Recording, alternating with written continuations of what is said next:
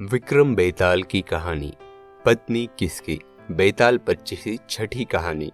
कई प्रयासों के बाद राजा विक्रमादित्य ने एक बार फिर बेताल को पकड़ लिया। वह उसे जब योगी के पास ले जाने लगे तो बेताल ने नई कहानी शुरू कर दी। बेताल ने नई कहानी सुनाते हुए कहा, एक समय की बात है, धर्मपुर नाम के नगर में गंधर्वसेन नाम का युवक रहता था। गंधर्वसेन की कदकाठी बहुत आकर्षक थी। यही कारण था कि कई लड़कियां उससे विवाह करना चाहती थी, लेकिन गंधर्वसेन को उनमें से एक भी लड़की पसंद नहीं थी। ब्राह्मण पुत्र गंधर्वसेन जब अपने घोड़े पर सवार होकर नगर में निकलता था तो सारी लड़कियां उसे देखते रह जाती। गंधर्वसेन किसी की तरफ नहीं देखता और तेज गति से नगर को पार करके रोजाना एक मंदिर की ओर निकल जाता था। यह मंदिर काली देवी का मंदिर था। गंधर्वसेन काली माँ का बहुत बड़ा भक्त था। वो हर दिन माँ काली की पूजा किया करता था। एक दिन जब वो मंदिर से लौट रहा था तो उसने नदी के किनारे एक धोबी की लड़की को कपड़े धोते हुए देखा। वह लड़की गंधर्वसेन को बहुत सुंदर लगी। गंधर्वसेन को उस लड़की से प्यार हो गया और वो दिन रात उसी के बारे में सोचने लगा। उसे लड़की से बात करने का कोई रास्ता नहीं सोचता। एक दिन उसने काली माँ के मंदिर में पूजा करते हुए ये प्रतिज्ञा ली कि अगर वो लड़की उसकी हो गई तो वो काली माँ के चरणों में अपना शीश चढ़ा देगा। गंधर्वसेन खाना पीना भूल चुका था। वो दिन रात उसी लड़की के बारे में सोचता रहता। इसका परिणाम ये हुआ कि गंधर्वसेन बीमार हो गया। गंधर्वसेन की बीमारी की खबर सुनकर उसका सबसे अच्छा मित्र देवदत्त उससे मिलने आया। अपने परम मित्र को बिस्तर पर पड़ा देख देवदत्त ने उसकी उदासी का कारण पूछा। गंधर्वसेन ने देवदत्त को अपना हाल सुनाया और बोला कि उस लड़की से अगर मेरा विवाह नहीं हुआ तो मैं मर जाऊंगा। देवदत्त अपने मित्र से बहुत प्यार करता था, इसलिए उसने लड़की को ढूंढने की ठानी। देवदत्त उस लड़की को खोजने में सफल हुआ। देवदत्त ने उस लड़की के पिता से कहा कि अपनी बेटी की शादी गंधर्वसेन से कर दे। लड़की के पिता ने सारी स्थिति का जायजा लिया और अपनी बेटी का विवाह गंधर्वसेन से करा दिया।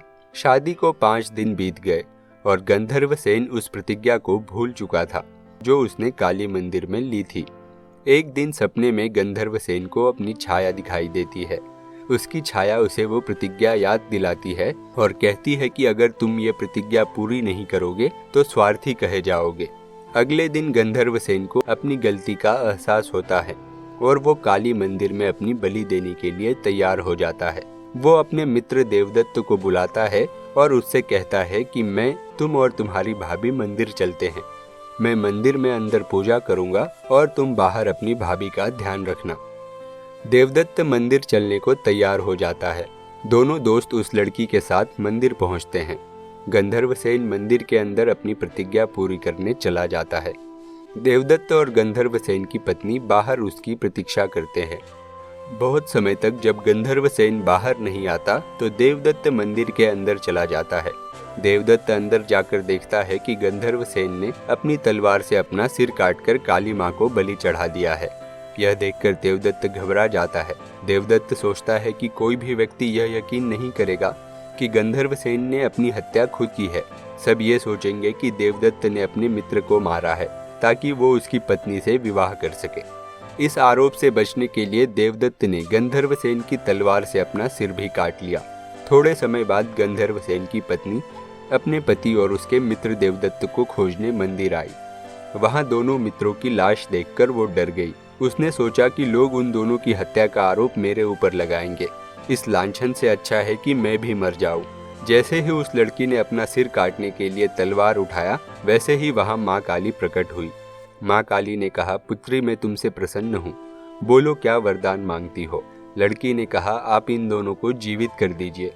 काली माँ बोली, तुम इन दोनों के सिर इनके धड़ों पर रखोगी तो ये जीवित हो जाएंगे। लड़की ने ऐसा ही किया, लेकिन उससे सिर रखने में गलती हो गई। उसने गंधर्वसेन का सिर देवदत्त और देवदत्त का सिर गंधर्वसेन के धड़ पर लगा दिया। दोनों मित्र जीवित होकर उस लड़की के लिए लड़ने लगे। इतनी कहानी सुनाकर बेताल ने विक्रमादित्य से कहा, राजन, अब तुम ही बताओ कि उस लड़की का पति कौन है। विक्रमादित्य को जवाब मालूम था। अगर वो चुप रहते तो बेताल उनका सिर धड़ से अलग कर देता।